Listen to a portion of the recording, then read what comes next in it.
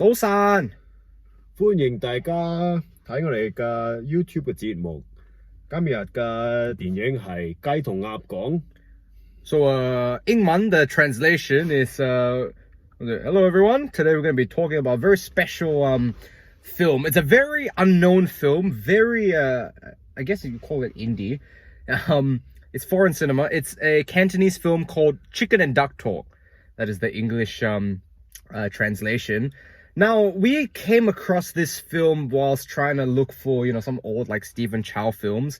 And this is a film that popped up, which I remember you said you saw a while ago.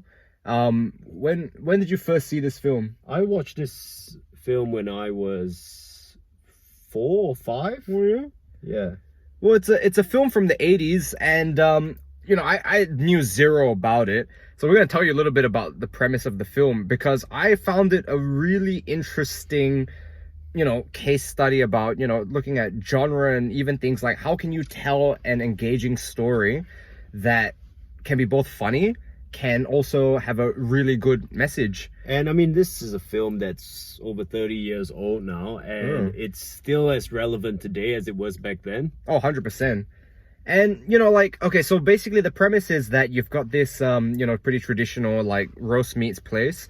And basically what they're, We're replying to Andy. Andy! Fuck Andy! Look, so this traditional... Okay. Yeah, like, so, they've kind of got a shop set up and they're just kind of doing their thing. Really traditional. I thought that opened up with this scene that just completely captured the experience of anybody who's been to like one of those typical Chinese restaurants. How do I translate that one? You got all these little moments like, you find a fucking like fly in the soup. Cockroach in the soup. And the guy's like, it's not a cockroach, it's a red date. It's a red date and he eats it.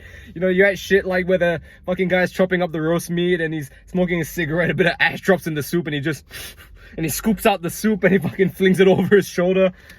I thought that scene was like, able to have such slapstick comedy, so silly, so goofy, and yet capture the complete experience of a Chinese restaurant. I'm getting carried away. So you've got this restaurant. I want to say that was kind of like the golden age of Hong Kong cinema as well. For the 80s? Yeah, 80s, and then it started to go a bit downhill later on. These days, it's really shit, Hong Kong cinema. It was so good back then. You had really great actors, great scripts. What I love about Hong Kong cinema, it was so distinctively different from the Chinese stuff. The Chinese stuff always had... it's a bit more flashy. Well, no, they were really into and they were good at it, the whole period drama shit. Oh yeah. Really good adaptations. They love the good old days, But Hong Kong, I guess with the British influence as well, it had such a slightly different take. It was a bit more modern, a bit more current. There's still other good Hong Kong ones in more recent years, things like Love in a Puff. I don't know that one. But no, it was a really cool, I think I'll finish the recap of the story because I can almost guarantee most people have never seen this film. I don't know how they're gonna find it. Did we find it on iTunes? We found it on iTunes. You can rent it there, or maybe if you go find your local video rental store, you might be able to find this one. Or your illegal DVD one. It'll be right in front of all the hentai. Yeah, okay, that's another option. No, but okay. Next week, Bible Black review. Wait, no lie, I haven't seen the whole series yet. No spoilers. No spoil. I'll tell you one thing, the octopus wins. Brother, you're really getting off track here. No, so you've got this kind of like, very traditional, Cantonese roast meat place. And opposite to them, there opens up this brand new westernized fried chicken store, And the whole movie kind of plays out with this, very comedic kind of battle, between this restaurant trying to compete with the new and the new trying to compete with the old. And I thought it was just such a fascinating, and the thing is at the very end, it kind of wraps up with this, tussle between the old and the traditional and the modern. And it kind of had this message of tradition versus innovation. Tradition versus innovation, right? Where you had all this, the fried chicken place was this Western, hip, cool idea. And the roast meat place was all about sort of tradition. Like, no, this is what we do. This is what we always have done. And there was a really beautiful message at the end where, the traditional place actually realized that, like, in order to actually beat this new, is that they don't become them, but they do approach some of the things where they go like, there are certain things that we do have to change to survive, you know, adopting things like the marketing, but at its core they still retain who they are, which was a roast meat place. You know, they did shit like clean up and don't be so rude to the guests. Yeah, but it's so, I mean, fuck, they even had a scene where he goes in brown face as an Indian woman and the other guy even makes the comment like, Why are you gonna have to explain that one? Basically, it's Indian people have this certain smell about them. And you know what's hilarious? I actually wanted to watch this film because somebody told me, they were like, you need to expand your horizons more, you know? Don't just watch like Western, you know, colonized cinema. You need to decolonize your idea of cinema. So I went, okay, I'm gonna watch a really traditional Cantonese film. Which is also kind of Western colonized a bit. Exactly, right? Because that's the thing. I don't think you can 100% decolonize your approach to art. Everything is always touched by Western and Western's touched by Eastern. Everybody touching each other, right? And the hilarious thing about it is, in part of this journey to try and decolonize my cinema view, you realize the Chinese are fucking racist. They're fucking racist. I'm like, that's something that's not racism, or like this kind of like, that's what Crazy Rich Asians didn't get right. Oh yeah, they didn't capture the racism and the what do you call it? The discrimination. So like in Singapore, the Chinese are the white people. Well, exactly. And they shit on the Indian and the Malay people, and we talked about this. And this is why in a film like this, the Indians are still the minority and the Chinese, the Cantonese, they're the majority. And so I just thought that was a hilarious thing where it's like, wow, in quest to try and decolonize, I actually realized everybody's fucking racist. But the thing was, it was done, the whole movie was crude, yet it was hilarious. But what's the, you know... And it was a great story. You talk about racism as well, you know, I think there is such a thing as... that stereotypes exist. A lot of times there's some truth to it.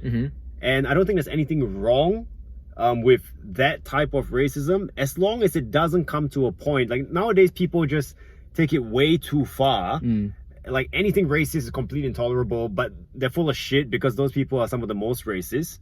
Yeah, I mean, I think a lot of it is also recognizing that people are different. Oh, let's take a side note. So, long story, but we'll cut it short. Okay. Before, we had an acting class, and I did a monologue that I wrote where I said, "Hello, my name is Melbourne." And the coach said to me, "Oh, when we make fun of people, we can only punch up. We can't punch down." So let's review. What did I say? You said, "Hello, my name is Melbourne." Yeah. But so when he says that you can only punch up, are you saying that the African guy was down because he's African? Well, isn't that more racist? That's... In fact, what I said was probably the least racist thing, because I'm including the immigrants as part of Melbourne's identity. Well, that's a whole other thing, you know. That's right, Lee. You can't say his name. You can't say his name, brother. Yeah. Oh. But no, okay, like that's kind of, you know, a really big segue on the point of this movie. But since you brought up racism, I had to bring it up. Oh yeah, like no, that's just one of those examples where, and the funny thing about it, right, where you take that one moment in the movie. Something about the movie, I don't know whether you're aware of this. The title "雞同鴨講" is actually like a slang, a saying. It talks about basically a chicken and a duck. Yeah.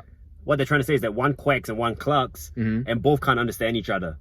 It's like you know, like an impasse that they can't get together, and they kind of took that phrase and literally turned it into the chicken shop and the duck shop. Oh yeah, using that as your analogy for the old and the new, not being able to understand, but in the end somehow being able to find common ground. Yeah. That makes it even more beautiful now that you know where the title comes from. Wow, yeah, I completely didn't, I definitely didn't know that one. And yeah, like it really sheds a beautiful light in sort of like, there has to be some kind of a meeting ground and a balance that's found, you know? And I think like ultimately with this film, it really has this beautiful message of like, you know, really, I think it's kind of like this thing we say where we approach our craft, right? Where you talk about the discipline of analog, but the freedom and creativity of digital. And I think you need both, you know. I don't remember who said this, but I think a good rule of thumb is that tradition should not fear innovation, and innovation should always respect tradition.